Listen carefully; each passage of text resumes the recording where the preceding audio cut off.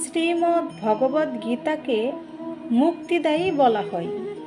সমস্ত দুঃখ থেকে মুক্তি দেয়, সমস্ত কষ্ট থেকে বাঁচায়, সমস্ত সমস্যার সমাধান দেয়। প্রতিটি দুঃখ, কষ্ট, রাগ, ভয় সব কিছু দূর করার শক্তি শ্রীমদ্ ভগবদ্ গীতায় রয়েছে। বরাহ পুরাণ অনুযায়ী যে মানুষ প্রতিদিন গীতা শুনেন ও গীতা পাঠ করেন, সে তার সমস্ত দুঃখ থেকে মুক্ত হয়ে যায়, তিনি সমস্ত সুখ প্রাপ্ত করেন। শ্রীমদ্ ভগবদ্ গীতা শ্রবণ করলে তার ভাগ্যে কোনো দুঃখ, কষ্ট বা কর্মফলজনিত কোনো কষ্ট তার কাছে আসে না। গীতা মাহাত্ম্যে বলা হয়েছে যে যে ব্যক্তি প্রতিদিন গীতা পাঠ করেন বা গীতা শুনেন, তাকে মনুষ্য নয়, দেব ভাবা উচিত। আজ আমরা সেই শ্রীমদ্ ভগবদ্ গীতার 20টি শিক্ষা নিয়ে আলোচনা করব। ভগবদ্ গীতার প্রথম উপদেশ হলো, যখন মানুষেরা ভেঙে পড়ে, যখন মানুষের জীবনে সমস্যা আসে, আর যখন সেই মানুষের সঙ্গ কেউ দেয় না, তখনই সেই মানুষের ভেতর তার মধ্যস্থ শক্তির উৎপন্ন হয়। সেই সমস্যার পরিস্থিতিতেই সেই মানুষের চরিত্রের নির্মাণ হয়। কারণ যতক্ষণ আমরা অন্যের উপর নির্ভর করে থাকব, ততক্ষণ আমরা বুঝতেই পারবো না আমাদের যোগ্যতা কতটা, আমাদের শক্তি কতটা। যে মানুষ অন্যের উপর নির্ভরশীল, তারা এসব কখনোই জানতে পারবে না। যখন জীবনে কোনো সমস্যা আসবে, সে তার সম্মুখীন হতে পারবে কি পারবে না। যখন আত্মীয় স্বজন থেকেই মানুষ কষ্ট পায়, যখন মানুষ একলা হয়ে যায়, তখন তাকে নিজের জন্য নিজেকেই থাকতে হবে, নিজের কষ্টের সঙ্গে নিজেকেই লড়াই করতে হবে। সারা পৃথিবী তো আপনাকে কেবল সান্ত্বনা দেবে, কিন্তু এমন কেউ নেই যে আপনার জীবন থেকে আপনার সমস্ত সমস্যা দূর করে দিতে পারবে। দুই ধরনের লোক হয় পৃথিবীতে। প্রথমজন, যখন সমস্যা আসে তারা ভেঙে পড়ে, হার মেনে নেয় জীবনের কাছে।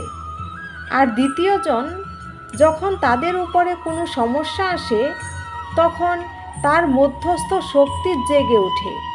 তাদের পরিচয় সব সময় তাদের শক্তি দ্বারাই হয়ে থাকে।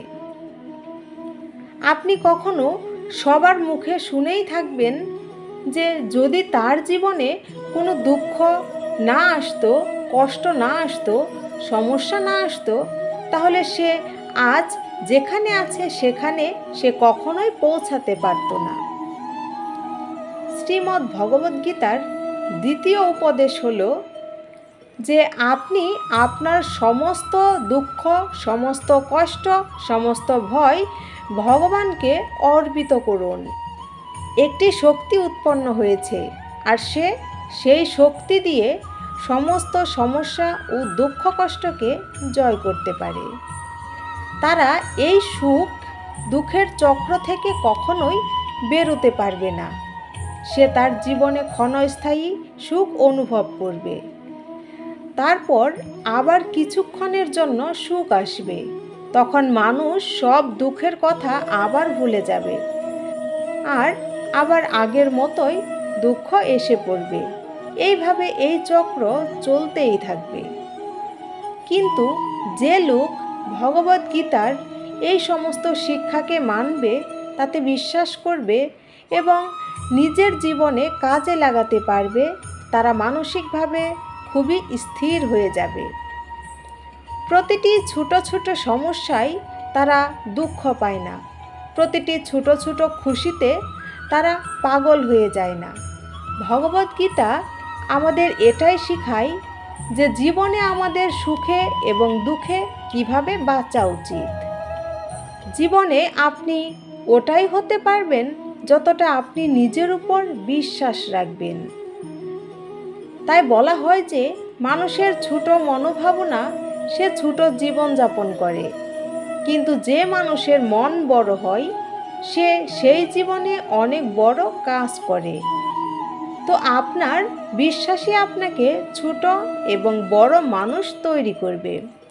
আপনাকে সাফল্য বা অসাফল্য মানুষ বানাবে, আপনাকে ধনী বা গরিব বানাবে, আপনাকে দুঃখী বা সুখী বানাবে।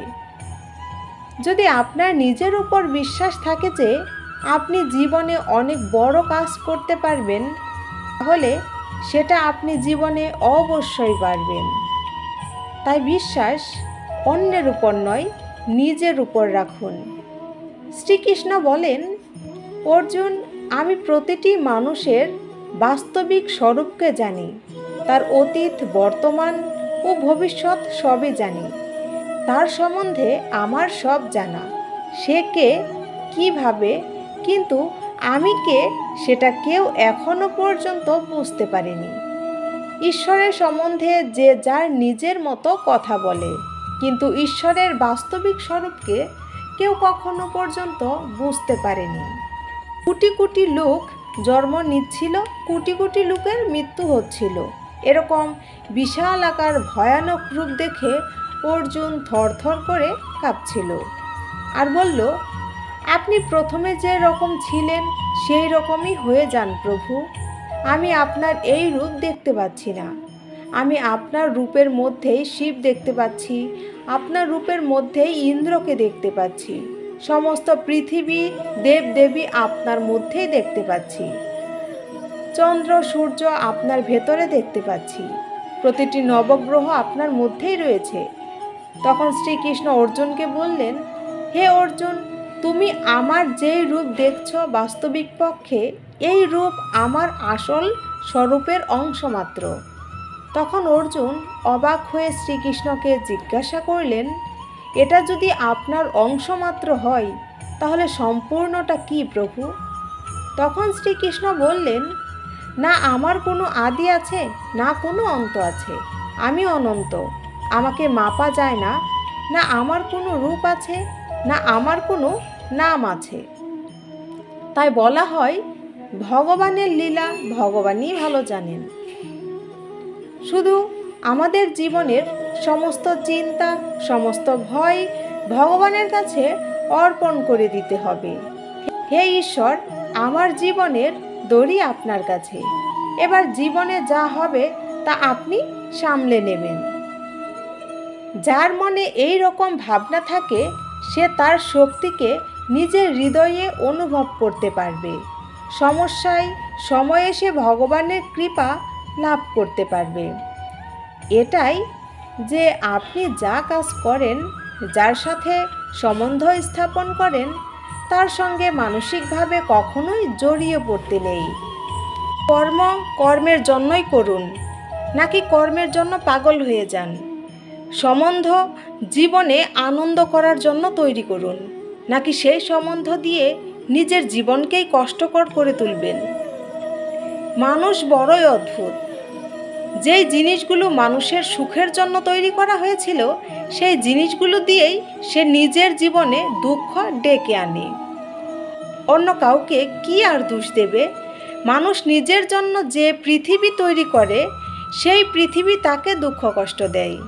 তাই সম্বন্ধ প্রেম দিয়ে তৈরি করুন, আনন্দের জন্য তৈরি করুন, দুঃখ এবং কষ্টের জন্য নয়। মানুষের মনই তার সব থেকে বড় বন্ধু, আবার মানুষের মনই সব থেকে বড় শত্রু। যে মন আপনার মতে চলবে সেই মন আপনার সব থেকে বড় সাথী এবং সঙ্গী হবে। কিন্তু যেই মন আপনাকে তার মতো করে চালাবে, আপনাকে নিয়ন্ত্রণ করবে, সেই মনের থেকে বড় শত্রু আপনার আর নেই। যখন মন মানুষের নিয়ন্ত্রণে থাকে তখন মন তাকে আলুর দিকে নিয়ে যায়। যখন মানুষ মনের দাস হয়ে যায় তখন সেই মন সেই মানুষকে অন্ধকারের দিকে নিয়ে যায়। মন সমস্ত বন্ধন এর কারণ এবং মনই সমস্ত বন্ধন থেকে মুক্তির কারণ। যে কিছু চাইবে তা প্রেম নয়। যখন আপনি কোনো স্বার্থপর লোকের সাথে প্রেম করবেন তার বদলে আপনি কষ্টই পাবেন, কারণ স্বার্থ এবং প্রেম দুজনে এক জায়গায় কখনোই থাকতে পারে না। তাই এই স্বার্থপর দুনিয়ায় নিজের ভালোবাসা ভেবে চিন্তেই দান করবেন। কারণ এটা ভাবা ঠিক নয় যে এখানে এই পৃথিবীতে আপনি প্রেমের বদলে সবসময়ই প্রেম পাবেন। এই কলিযুগে মানুষেরা প্রেমের বদলে কষ্টই লাভ করে, তাই নিজের ভালোবাসা কোনো স্বার্থপর ও সুবিধাভোগী মানুষের কাছে দেবেন না। মানুষের জীবনে 3টি অবস্থা আছে: শৈশব, যৌবন এবং বৃদ্ধ। তারপরে তার মৃত্যু হয়ে যায়। তার শরীরের মৃত্যু হলেও তার অন্তরের অবস্থিত আত্মার মৃত্যু কখনোই হয় না। আবার জন্মগ্রহণ করে যতক্ষণ না তার মনের বাসনা থেকে মুক্ত হয়ে যায়, যতক্ষণ না সে মুক্তি লাভ করে। সব সময় মনে রাখবেন, জীবনে ইচ্ছা এবং বাসনা যত বেশি থাকবে, সুখ এবং আনন্দ ততই কমে যাবে। মানুষ তখনই সুখী হতে পারবে যখন সে তার ইচ্ছা বা বাসনাগুলিকে কমিয়ে ফেলতে পারবে।